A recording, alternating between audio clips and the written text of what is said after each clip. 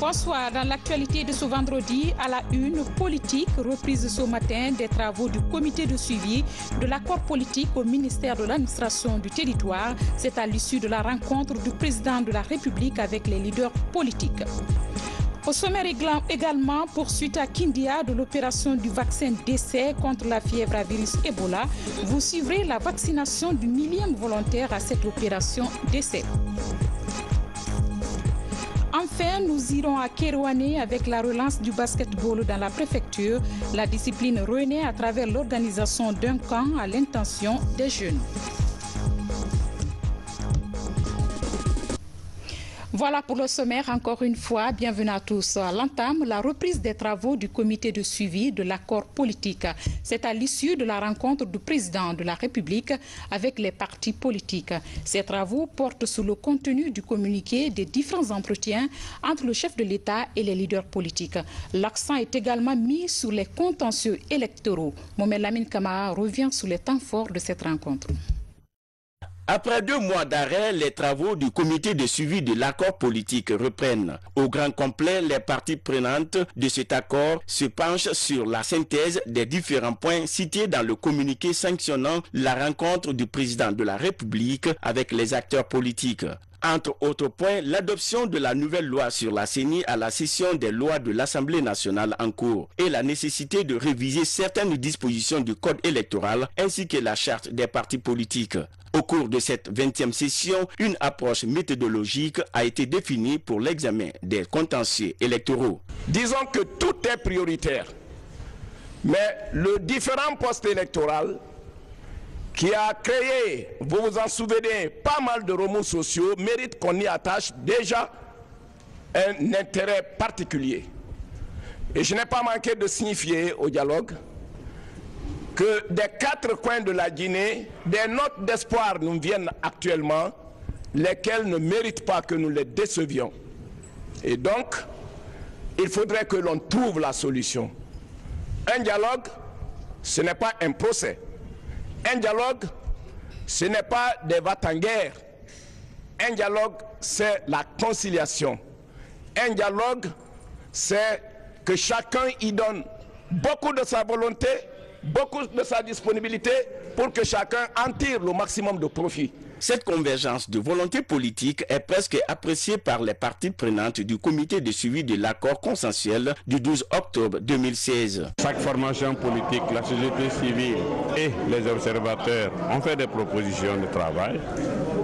Nous avons dégagé une méthodologie de travail. Ce qui doit être fait à l'Assemblée, il sera fait. Ce qui doit être fait ici sera fait ici par les différents comités sous-commissions du comité de suivi. À partir de la semaine prochaine, mardi essentiellement, nous allons nous retrouver encore pour rentrer dans le vif du travail. Les blocs politiques en présence ont réitéré leur engagement à aller dans le sens de la mise en œuvre des conclusions ici du communiqué final de la rencontre entre les différents acteurs et le président de la République. La mouvance s'est déclarée en tout cas prête à accompagner la mise en œuvre de l'accord politique et l'Alliance républicaine également est revenue au niveau du comité de suivi. Les acteurs se sont félicités. Ça nous permet d'avoir en tout cas un dialogue beaucoup plus inclusif. Le retour de l'Union des forces républicaines, UFR, aux travaux de cette session suscite une lueur d'espoir pour tous. L'UFR a repris sa place dans le débat, et ce qui a été salué par l'ensemble des participants et aussi par les partenaires au développement. Et l'UFR, naturellement, devra apporter sa part de solutions, examiner avec les autres. J'espère que nous ferons tous des compromis pour que nous proposons au pays et aussi aux citoyens une solution qui peut faire en sorte que la paix, le calme et la sérénité règnent dans notre pays. Au terme de cette rencontre, le présidium du comité de suivi de l'accord a sollicité des formations politiques de formuler leurs revendications électorales afin qu'elles soient soumises à la commission technique chargée des élections pour examen. Mesdames et messieurs, vous suivrez le grand format de cet élément à la fin du journal. Dans l'actualité économique, une mission conjointe Fonds monétaire Banque mondiale est en séjour dans notre pays. Elle est là non seulement pour évaluer les résultats de l'exécution budgétaire et les réformes menées en 2017, mais aussi pour s'assurer des perspectives fixées pour 2018. Explication Boubacar Ba. C'est une mission d'évaluation de notre programme de facilité élargie de crédit négocié de commun accord avec les autorités du Fonds monétaire et de la Banque mondiale sur une période de 3 ans, 2017-2020. Il s'agira pour les deux parties de faire l'autopsie des finances publiques en termes de recettes et dépenses, d'évaluer le cadrage macroéconomique à fin décembre 2017, de jeter un regard sur les projections de 2018 tout en préservant la viabilité de la dette. Pendant 2 semaines, les experts des deux parties examineront les réformes menées dans le cadre de la mobilisation des recettes, la politique monétaire et bancaire, les lois et règlements liés aux institutions de microfinance et la monnaie électronique, l'évolution du taux de change et la problématique des investissements dans le pays. On est revenu cette fois-là pour conduire la première revue du programme FEC de la facilité élargie du crédit qui a été signé entre la Guinée et le Fonds monétaire international en décembre. Donc ça, c'est l'opportunité d'avoir des discussions très intéressantes avec les autorités guinéennes dans les différents domaines, le domaine de la politique fiscale, la politique du taux de change, la politique monétaire, aussi que les différentes réformes économiques et structurelles qui sont menées. Et donc, c'est ça l'objectif de regarder et voir la performance de la Guinée par rapport aux objectifs dans le contexte du programme qui sont les objectifs des autorités guinéennes, aussi que de discuter les objectifs futurs des politiques des autorités. Dans l'ensemble, les mesures du programme concernant la Banque centrale ont été atteintes. Il y avait une mesure principale qui concernait l'accumulation des réserves de change pour un montant qui court au moins 3 mois d'importation. On est un peu au-delà de 3 mois d'importation. On a abordé aussi les questions liées au fonctionnement, à la mise en place et au fonctionnement du système de paiement, la mise en place du système d'information de crédit qui va évoluer bientôt vers le bureau d'information de crédit et le programme de l'ensemble de modernisation du système financier que nous entreprenons avec l'aide de nos partenaires traditionnels. Au département de l'énergie, les entretiens ont porté sur le plan des réformes menées dans le secteur, la question des subventions accordées par l'État pour soulager les populations et la situation des projets en cours d'exécution. De 400 milliards de francs guinéens, nous nous retrouvons aujourd'hui à 1122 milliards de subventions que l'État apporte à EDG pour acheter de l'énergie avec les producteurs indépendants et acheter également le carburant pour pouvoir faire fonctionner ces centrales thermiques qui font le relais aujourd'hui pour donner de l'électricité à cause du fait que le niveau ou le plan d'eau dans les retenues des barrages a fortement chuté. Signalons qu'auparavant, la mission a rencontré le chef du département des mines qui a saisi l'occasion pour faire le point sur l'évolution des réformes menées dans le secteur et les difficultés rencontrées. L'administration douanière a également conféré avec la mission sur l'évolution récente des recettes douanières, les réformes menées dans le cadre de la lutte contre le coulage pétrolier et la problématique de la politique des taux de taxation conformément aux lois et règlements sur le tarif extérieur commun en harmonie avec les lois guinéennes. Tenu à Conakry de la deuxième réunion du comité de pilotage du projet de renforcement de la gouvernance et d'appui à la réintégration des migrants en Guinée. La rencontre se situe dans le cadre de l'évaluation du projet et la validation des plans de travail semestriels et annuels. Compte rendu Abdourahmane Kouladiallo. Lutter contre les causes profondes de la migration irrégulière dans un esprit de partenariat et de responsabilité partagée, le respect des lois internationales et des droits de l'homme ainsi que la création des voies de migration légales.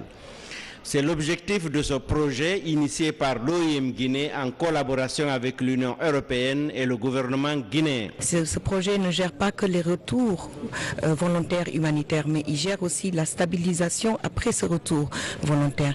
Et quand on parle de stabilisation, on parle d'emploi, on parle de création d'emplois, d'opportunités, d'activités génératrices de revenus qui puissent être bénéfiques et aux migrants et aussi aux communautés qui souffrent aussi de cet impact qui souffrent aussi de ces départs et de ces retours en même temps.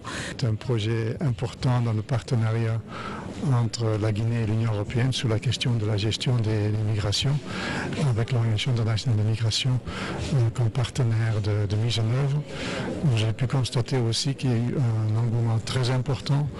Le nombre de retours à partir d'autres pays africains vers la Guinée est de loin supérieur à ce qu'on avait estimé initialement dans le document de projet, parce qu'on est déjà à peu près à 5000 retours par rapport à une estimation l'estimation initiale de 2000 sur toute la durée du projet. Donc ça montre l'importance du phénomène, ça montre aussi le bien fondé. Le ministre du Commerce a souligné l'importance que le gouvernement attache à la lutte contre la migration irrégulière. L'objectif de cette présente rencontre, c'est de permettre à toutes les parties prenantes, je vais parler des représentants du gouvernement, de l'Union européenne et de l'OIM, de faire l'état des lieux de la mise en œuvre de ce projet du Fonds fiduciaire de l'Union européenne OIM et ressortir quelques avancées, mais surtout évaluer les défis et pour permettre d'orienter les tripartites pour pouvoir bien mener ce projet. Doté d'un budget de 5,4 millions d'euros, ce projet s'étendra sur 3 ans. Il couvrira respectivement les régions administratives de Conakry, Boké, Mamou, Kankan, Labé et Nzérokouré. Développement local à présent, des jeunes au service des communautés. Ils sont 100 jeunes qui s'engagent volontairement à apporter leur savoir-faire au développement des communautés. Ces jeunes seront bientôt déployés dans une vingtaine de préfectures. C'est un programme du ministère de la Jeunesse. Reportage signé Bernard Tonguino. Pour son développement, la Guinée compte aussi sur la contribution de sa jeunesse, notamment à travers le volontariat.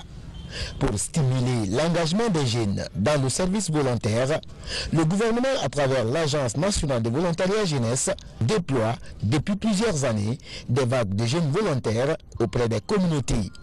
Des jeunes encadrés par les directeurs préfectoraux de jeunesse, réunis ici pour une mise à niveau. Les encadreurs de proximité sont la pièce maîtresse du projet. Donc, s'ils sont mal formés, tout échoue. C'est pourquoi nous accordons assez d'importance à la formation des encadreurs de proximité. C'est eux qui doivent travailler avec les jeunes volontaires à l'intérieur du pays.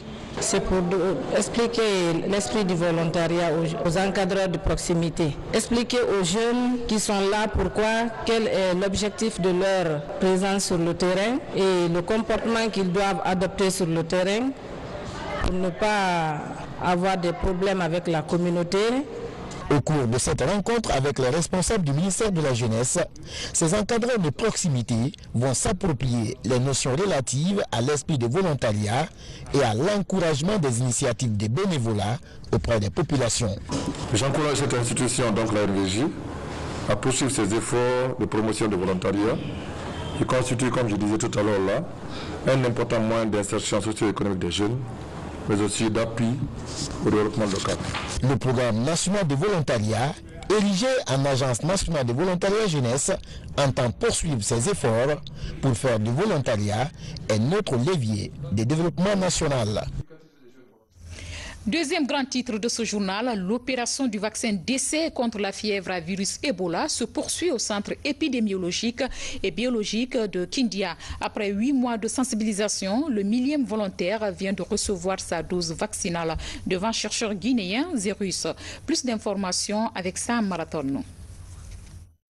Devant ce public de professionnels de santé, des scientifiques et des mobilisateurs sociaux, Seydou Bassila. Âgé de 29 ans, ce jeune commerçant est le 1000e volontaire à recevoir la dose de vaccin Gam-Evac Combi, un vaccin russe contre la fièvre à virus Ebola en phase d'expérimentation en Guinée depuis le 7 août 2017. C'est une très bonne chose pour tous les Guinéens. Moi, je suis venu prendre ce vaccin pour me protéger et faire en sorte que tous les Guinéens soient protégés. En guise de récompense pour sa volonté, Seydouba reçoit un vélo. Pour cette phase d'essai en Guinée, ce vaccin sera administré à un échantillon de 2000 personnes.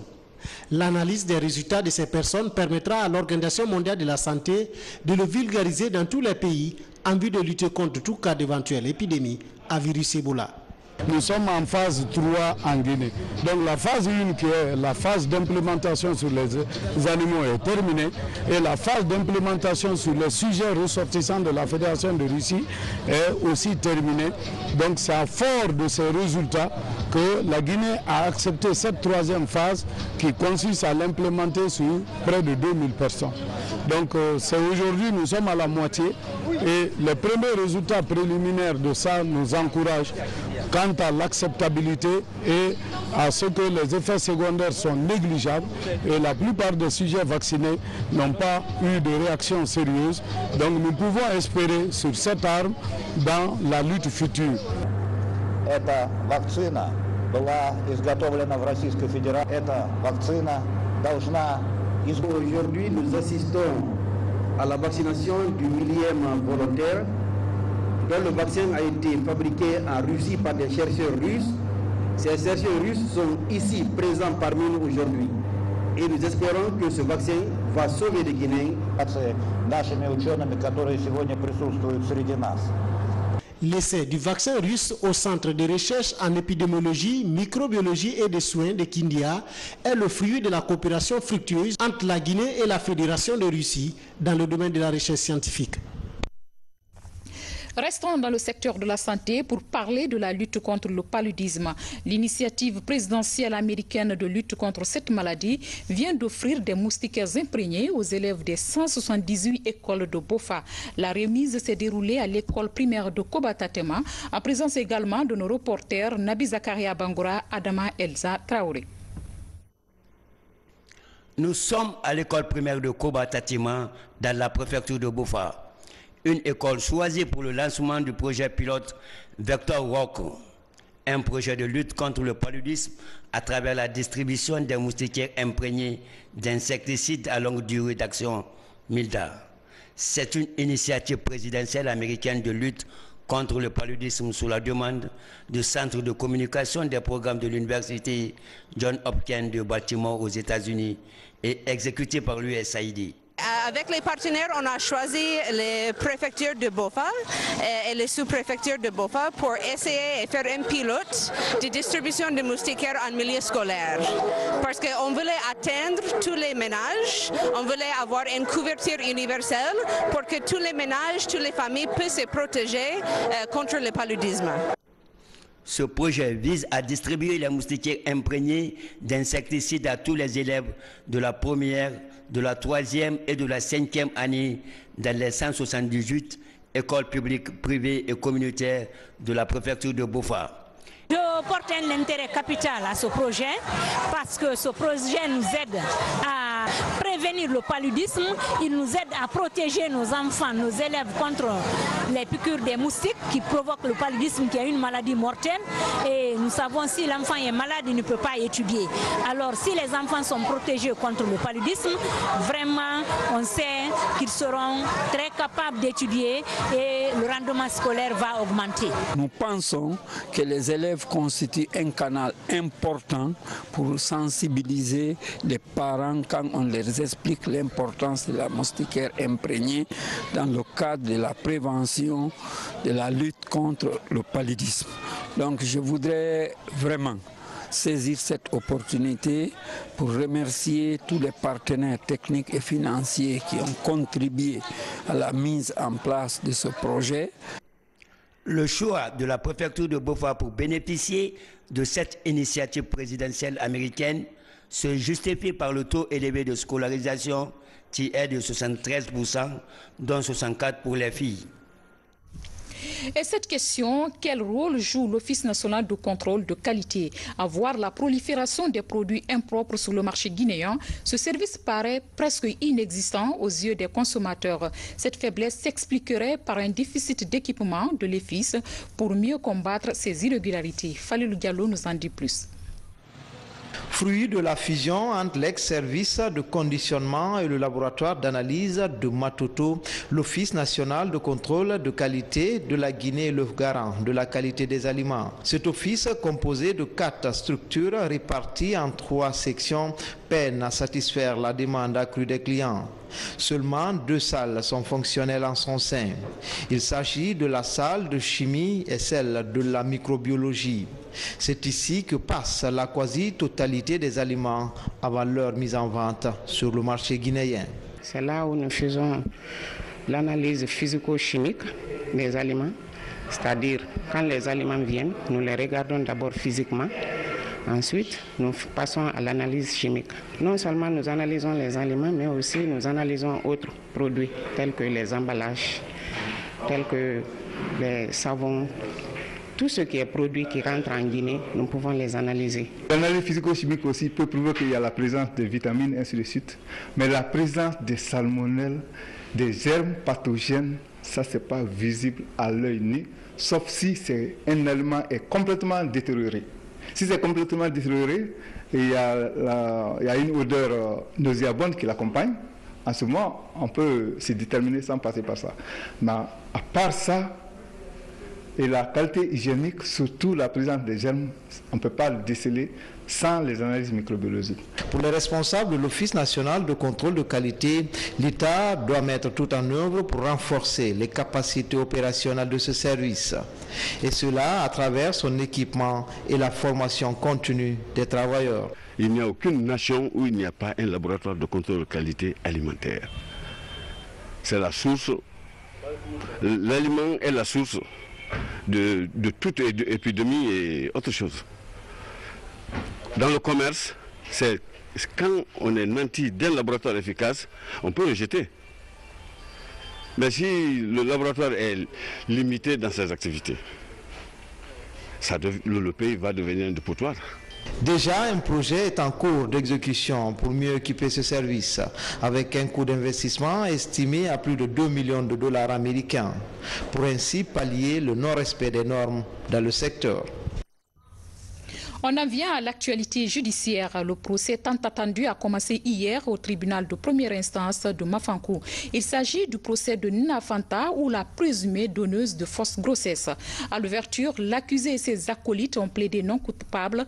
En présence des nombreuses victimes de Dame Nina Fanta, la défense et la partie civile ont défendu avec ardeur leurs différents clients. Mabint Laïsouma revient sur les grandes lignes de ce procès. Il est 10h30. L'accusé principal dans le dossier de fausse grossesse arrive au tribunal de première instance de Mafankou. L'infirmière de Nafanta et leur laborantin Étienne Gbanamou sont tous présents. Les trois compères sont accusés d'avoir administré des substances toxiques à 750 femmes. L'accusation se poursuit par la mise en danger de la vie d'autrui, escroquerie et exercice illégal de la profession de médecine. À l'ouverture du procès, les prévenus plaident non coupables. Au fil des débats, la partie civile, par les témoignages concordants de trois victimes, apporte des preuves de culpabilité difficiles à contester. Dans son réquisitoire, l'avocat des victimes revient sur les faits, détaille les infractions et demande réparation. La défense, elle, insiste sur le fait que ses clients doivent bénéficier des circonstances atténuantes. Je suis très confiant parce que moi j'ai visé des dispositions pertinentes légales. Je suis resté dans le cadre de la loi et j'ai visé des infractions qui sont prévues par le code de procédure pénale et par le code pénal. Donc la procédure a été respectée et le code pénal sera aussi respecté. L'infraction, il faut 3 éléments constitutifs: matériel, légal et moral. Si l'un des éléments manque, il y a problème. Si j'ai la possibilité aujourd'hui, ils ne seront même pas condamnés. C'est ça mon souhait et mon prix pour ça. Mais compte tenu de tout ce qui s'est passé, c'est des prévenus primaires, c'est la première fois qu'elles comparaissent devant un tribunal. Et la loi le prévoit, on peut demander au tribunal les circonstances atténuantes. C'est de droit. Le ministère public, représenté par le procureur du tribunal, enfonce le clou. Ali Touré parle d'entreprise criminelle. Pour lui, ce procès doit servir d'exemple. Notre pays admet le cumul d'infractions, mais pas le cumul de peines. Quand il y a plusieurs infractions reprochées à un individu, la loi dit qu'il faut prendre la peine attachée à l'infraction la plus forte. Et donc, puisque l'escroquerie, c'est ce qui emporte 5 ans d'emprisonnement, c'est pourquoi j'ai proposé la peine de 5 ans. Donc, je pense que je n'ai pas été très sévère. Et même si je l'étais, c'est dans mon rôle et pour que la société soit débarrassée de personnes comme ça. Les victimes de Nafanta attendaient avec impatience l'issue de ce premier débat. Rawa Kondé a le ventre ballonné depuis 2 ans. En attendant le verdict final, elle rêve de revoir son ventre à son état normal. na fanta fena re matanga na kina na mu tambeto mu kere na fanta condamné à mort à vie parce que ndé bara faka mu yama. Nous nous attendons à ce que Nafanta soit condamné à vie. Certaines femmes sont décédées quand le médecin leur a annoncé qu'il n'y avait pas de fœtus dans leur ventre. Notre avocat, Thieboro et Dr Fougué ont beaucoup fait pour notre guérison. Moi-même, malgré que mon ventre est descendu, j'ai toujours des problèmes de santé. Durant les 8 heures de procès, la présumée donneuse de fausse grossesse est restée sereine, parfois même esquisse un sourire au coin des lèvres. Ces victimes, elles, sont encore en proie aux troubles. Le verdict sera connu lundi prochain. Offre de soulagement pour la population de Kabak dans la préfecture de Forcaria. Elle vient de bénéficier d'un centre de transformation et de commercialisation du riz net. L'ouvrage est réalisé par une ONG de la place sous l'appui financier de l'Union européenne. C'est une action qui vise à accompagner ces femmes de la localité pour leur autonomisation. Valérie Talimane, Sadoubari pour la cérémonie de remise. Avec ses multiples terres cultivables, Kabak pourrait constituer l'un des greniers les plus importants de la Guinée. Ceci grâce à la fertilité de son sol et de grands domaines de champs exploités chaque année par les producteurs de riz. Cependant, quelques difficultés sont enregistrées notamment dans la transformation de cette denrée. Pour résoudre cette problématique, les ONG GRIT et MGE, Maison guinéenne de l'entrepreneur, mettent à la disposition des femmes étuveuses et décortiqueuses de Kabak un centre de transformation et de commercialisation du riz local. L'objectif est d'amener ces femmes à promouvoir davantage leur autonomisation pour contribuer à l'atteinte de la sécurité alimentaire en Guinée. Il n'est de secret pour personne qu'en Guinée, le riz se cultive. Mais là où le bas blesse, c'est au niveau de la gestion de la qualité. Ce centre vient répondre efficacement à ce souci parce que les acteurs qui sont autour de ce centre ont suivi beaucoup de formations. Pour les partenaires, l'initiative d'appuyer l'agroécologie dans une zone à potentiel agricole devrait permettre de valoriser la production locale et de limiter l'importation du riz dans le pays. Toutefois, l'avancée des effets du changement climatique dont est victime Kabak demeure une préoccupation. J'avais beaucoup entendu parler de Kabak, donc non seulement comme c'est le grenier à riz du pays, donc ça c'était en termes positifs que j'avais toujours entendu parler de cette île. Après malheureusement j'ai appris à mieux connaître Kabak à travers donc un peu le désastre écologique qui s'est passé avec la rupture de digues. On a franchement des soucis majeurs pour notre digue de ceinture. À l'heure où je vous parle maintenant là, on remercie Dieu, le Tout-Puissant Allah, parce que les Hollandais sont dans nos murs, ils ont commencé à des études de faisabilité. Ce bâtiment va servir de magasin de stockage pour 60 tonnes de riz. En plus de ce bâtiment, une autre salle est aménagée pour la machine décortiqueuse. Sans oublier ce forage de 15 mètres de profondeur installé dans cette cour en vue de soulager les femmes dans leur travail. Nous voulons être parmi les grandes productrices du riz. C'est ça notre engagement. 650 personnes se sont constituées en cet groupement à Kabak. Grâce à cet édifice construit en leur faveur pour un coût global de 281 millions de francs guinéens, ces femmes comptent désormais faire leur autonomisation une réalité dans la sous-préfecture de Kabak. En déplacement, le gouverneur de la ville de Conakry s'est rendu sur les plages de la capitale. Général Mathurin Bangoura entend valoriser ces lieux de loisirs tout en assurant leur sécurisation. Il a échangé avec les différents gérants pour le bon fonctionnement de ces sites. Moussa Bangoura sur les pas du général. Après Tayaki à Kobaya, général Mathurin Bangoura va à la découverte des plages Takonko, Titanic et Robané, autres plages de Conakry. Dans ces différents sites se pose un réel besoin d'assainissement et de réaménagement. En ce qui concerne l'état de la plage, comme vous le voyez, il y a l'assainissement qui se suit au fur et à mesure, comme les autorités nous ont promis, qui vont essayer de nous permettre à dégager ces ordures. Nous sommes en manque d'outils de travail. On l'a déjà signalé aux autorités qui nous viennent en aide pour qu'on essaye d'avoir ces outils de travail pour mener à bien nos activités. Et sur le plan sécuritaire aussi, qu'ils amènent de temps à autre les autorités, surtout notamment ceux de la police de proximité qui se trouvent à côté de nous, pour qu'ensemble nous puissions sécuriser cette plage, pour ne plus que ce qui s'est passé autrefois se répète.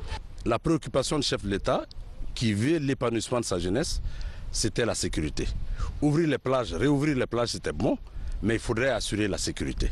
Donc ceci ne peut pas être fait sans le déplacement du gouverneur, des autorités de la ville de Conakry, pour s'assurer qu'en réouvrant les plages, la sécurité va être de mise. Mais au même moment, demander aux gérants de ces différentes plages de s'y mettre, parce qu'il faudrait qu'on quitte l'état primitif à l'état moderne de l'aménagement de ces plages. Contrairement aux autres plages, Benarès affiche une image reluisante. Située non loin de l'aéroport Bessia, cette plage est actuellement l'une des meilleures que compte la ville de Conakry, avec plus de 5 km d'espace aménagé. C'est la plage la plus prisée. En dimension, peut-être, il y a une plage qui peut dépasser, mais en densité, c'est nous. En densité, en fréquentation, c'est ici, Benarès. Parce que nous sommes à côté de l'aéroport. Des fois, des expatriés quittent l'aéroport directement pour ici. Avant de se retourner encore, ils passent par ici pour rejoindre l'aéroport. C'est pour vous dire jusqu'où c'est un pôle économique pour ce pays. Présentement, nous avons 200 jeunes qui sont constitués en polygone, qui gèrent sécuritairement cette plage. Et nous faisons appel à la gendarmerie de Yimbaya qui nous assiste à hauteur de 25 agents tous les samedis, tous les dimanches. Pour mieux valoriser le domaine, des parkings auto, des cafétérias et autres espaces de loisirs sont à l'étude. De quoi offrir un meilleur confort aux visiteurs et rentabiliser le service. Ce qui nous amène à Boké avec la formation de sensibilisation des communautés riveraines de la concession de Global Alumina Corporation. Durant 3 jours, les pères éducateurs, l'association des conducteurs de taxi-moto et le syndicat des transports routiers ont été sensibilisés sur le changement de comportement. Des précisions avec Lancé Koulibaly. La préfecture de Boké est devenue de nos jours un véritable pôle d'attraction en raison de la présence des sociétés minières. Une situation qui a engendré la fluidité de la circulation routière avec notamment un nombre impressionnant d'engins roulants. C'est dans le souci de mettre les populations à l'abri des accidents de la circulation que Guinea Alumina Corporation, en collaboration avec le Club des Amis du Monde, a initié cet atelier de formation à l'intention de 20 pères éducateurs des établissements scolaires, des associations des conducteurs de taxi-moto et l'Union des transporteurs routiers.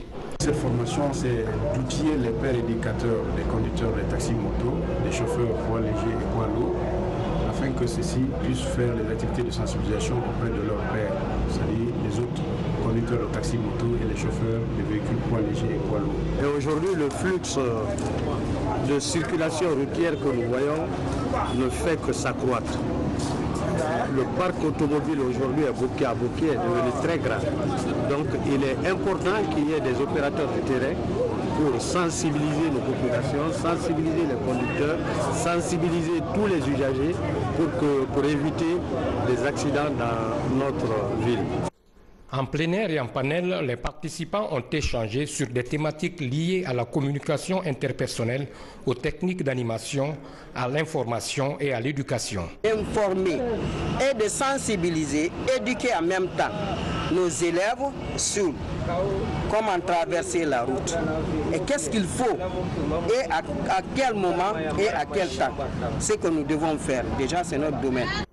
À travers cette formation des agents communautaires de Boké, Kamsar et Koualaboui, GAC entend accompagner le gouvernement dans ses efforts de sensibilisation des populations riveraines en vue de les amener à un changement de comportement.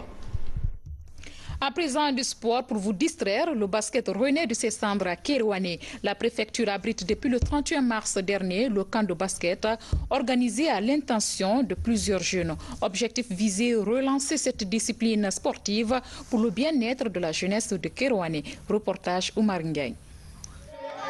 Ce panier réussi sous des applaudissements marque le démarrage d'un camp de basketball à Kerouané, organisé dans le but de relancer le basketball dans cette préfecture où le basket autrefois était le sport favori. Ils sont plus de 100 jeunes inscrits pour cette initiation à la pratique du basketball pour une période de 10 jours. La formation porte sur les fondamentaux du basketball, dont entre autres le lancer, le dribble, le tir, le démarrage, la réception, la relance, la passe, sans oublier les différents systèmes et surtout les tactiques. Parallèlement, il sera question avec l'animateur du camp, Ismaël Touré, entraîneur national, d'une remise à niveau des entraîneurs au cours de 2 jours de formation pour améliorer les aptitudes de ces encadreurs. J'invite les filles à ce qu'elles soient présentes, à ce qu'elles soient assidues, à ce qu'elles soient disciplinées pour prendre en tout cas les meilleurs prix qui vont être offerts par les organisateurs. Pour la réussite, disons le bon déroulement de cette activité, les organisateurs ont mobilisé le matériel nécessaire, à savoir des ballons, assiettes, filets, chronoplots et des maillots. Nous voulons faire rebondir Kerouané en matière de basketball. Il y a 20 ans, en Guinée, on ne pouvait pas parler de basketball sans citer le nom de Kerouané. En 1990, Kerouané a appuyé la compétition nationale de basketball. 22 équipes nationales étaient là pendant 1 mois. Ce camp qui se poursuit au terrain du CFP tous les soirs prendra fin ce samedi 7 avril 2018.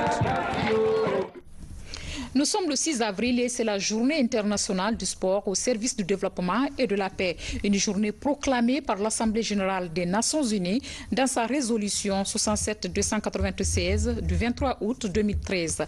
À propos, voici la déclaration de Sanoussi Bantamasso, ministre en charge des sports. Il est au micro de Abdoulaye Diallo.